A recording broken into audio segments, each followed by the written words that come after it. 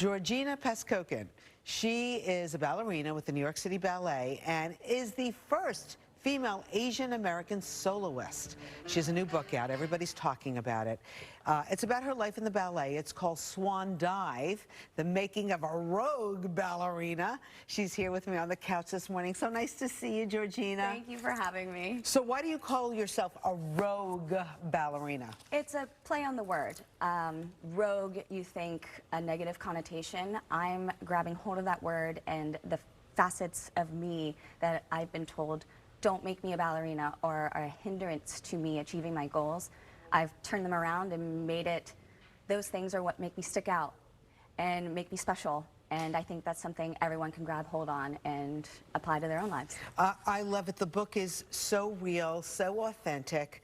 I know you haven't gone back to work yet. That's next week, right? Yes, has anybody seen it from the company, and have you gotten any kind of response? Well, the book was out yesterday, and Okay. I've heard a lot. There's been a lot of audiobook listeners, and so the response from my colleagues have first and foremost has been just in awe. And I do think that there will be pushing change. There'll be some awkward moments, but I think for the people who haven't read the book, who I work with, just trust who I am as a person, and there's nothing to fear. So let's talk about the book, because you're very honest in it. You talk about how, being an Asian American, is helpful and not helpful, being a New York City ballet dancer. And you go into specifics.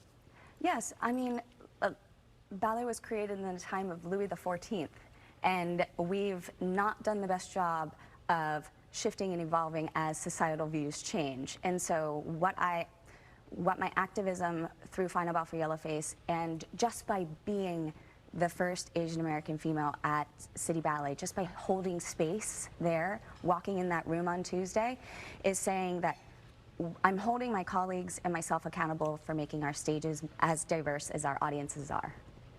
That's beautifully said.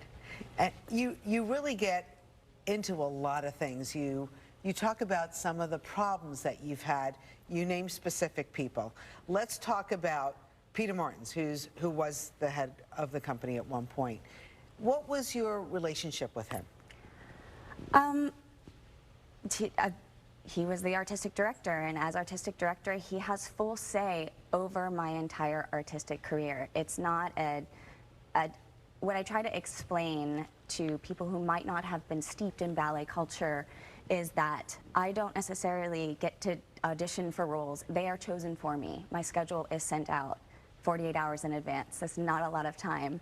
So in this book, I'm really just trying to say that everyone has the right to grab hold of their own narrative and present it. And this is this is my lens, my particular lens, and it's real and honest. And in that honesty, it's not always been sunny and sunshine and Obviously. grace. I mean, first of all, you are beautiful. You're magnificent inside and out.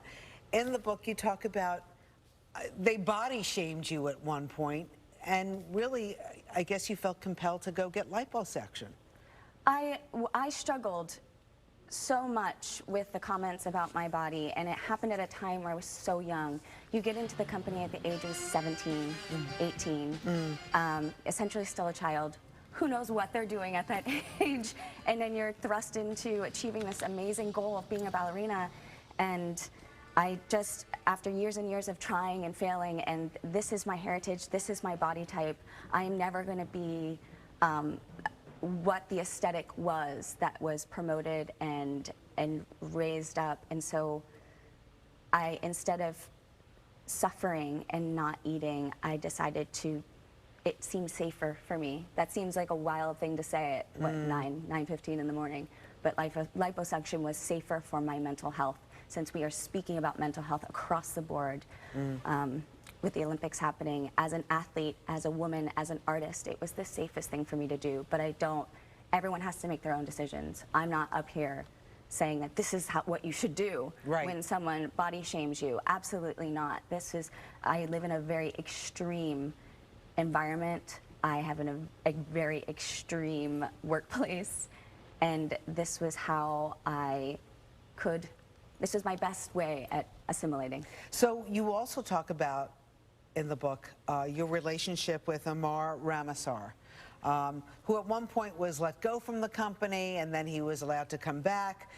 Talk a little bit about your problem with Amar. I think where I stand, and we are all working together as a community. Listen, I can't speak enough good about the colleagues that I work with at the New York City Ballet. That we went through such a tumultuous time, losing a leader who had a lot of power, and I can't express enough gratitude to the friends and family that I share my stage with, that I share my rehearsals with, who have truly done the work and continue to do the work. So as I hold myself accountable, I'm going to hold my colleagues accountable as well for change for the better. Were you upset when they brought him back to the company, Amar? I was dismayed, but once again, that's not a decision that I can control. Yeah, and with him, he was inappropriately texting you, right? No, that is incorrect. It was inappropriate touching. Inappropriate touching. Okay, that's pretty tough to deal with. Well, I do need to clarify that in the ballet world, as we dance together with each other, there must be contact. There must be I know, touch. but he was tweaking. But there are right. differences Right. in how one can interact, how one can touch, and because I was in an environment where I didn't feel safe speaking up at that time, I got lost in the mix, and you know, it's all detailed in the book. So Yes, I hope that we is. can, like, that if you're, hope you're not solely interested in just that story. There's a lot more fun things in there. There is. There are some very beautiful stories in the book, Georgina, and I'm just hoping that people are inspired. I know that's why you wrote it. Absolutely. Inspired to follow in your footsteps, and hopefully you can open up a few more doors by talking about it. Well, listen, I mean, yes, there's so much drama, and obviously I've been traumatized and I've been hurt, and my family at New York City Ballet is continuing to grow and a shift out of this into a brand new New York City Ballet. And I just want to make your audiences aware that, like, the book is funny. What other ballerina are you going to meet who can do 32 fouettes but then trip walking out the stage door? So there's a lot of fun stories about me falling, a lot of this highbrow, lowbrow that I seem to balance on, sometimes not so gracefully. Well, I think that you're graceful. Georgina, can we come see you anywhere? What are you doing? Please. Okay, are you starting to work? We are coming back to work. Rehearsals start August 3rd for New York City Ballet, but I have been busy working on a really special world premiere happening at Fall for Dance with the Verdun Fosse legacy.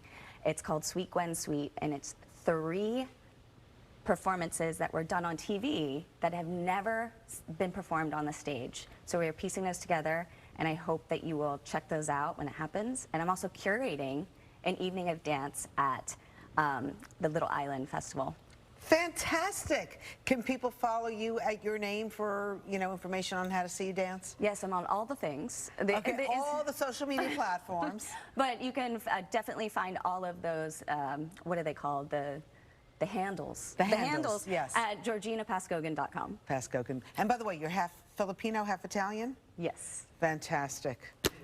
Multiracial and proud of it. Very nice. Nice to meet you, Georgina. It's really lovely I'm going to be speak with you this following you morning. a lot now. Well, thank you. Thank you. All the best. Great book. It's called Swan Dive.